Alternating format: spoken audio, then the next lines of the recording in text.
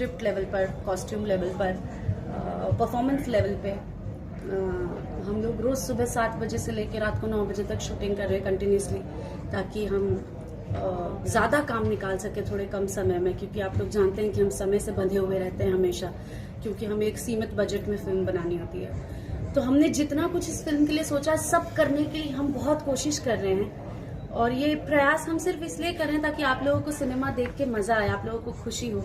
तो मैं बस आपसे यही निवेदन करूंगी कि जब भी ये फिल्म लगे या कोई भी फिल्म में जब लगे, तो प्लीज थिएटरों में जाकर फिल्मों को देखें। प्लीज मैं रिक्वेस्ट करती हूँ आप लोगों से, आपका इतना योगदान हमें चाहिए कि आप फिल्मों में जाके, थिएटर में जाके फिल्मों को देखें, ताकि हमें हिम्मत मिलती रहे कि हम आगे और अच्छी अच्छी फिल्में बनाएं।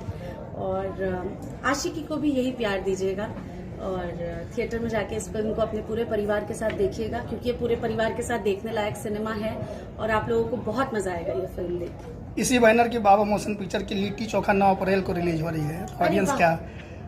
मैं यही कहूंगी कि उस फिल्म की कहानी मैंने सुनी हुई थी, मुझे बहुत अच्छी लगी थी कहानी उस फिल्म की, एंड आई एम श्योर कि वो फिल्म बहुत अच्छी बनी होगी। उसमें खेसारी जी हैं, काजल जी हैं, तो उनकी जोड़ी के तो फैन बहुत लोग हैं ही।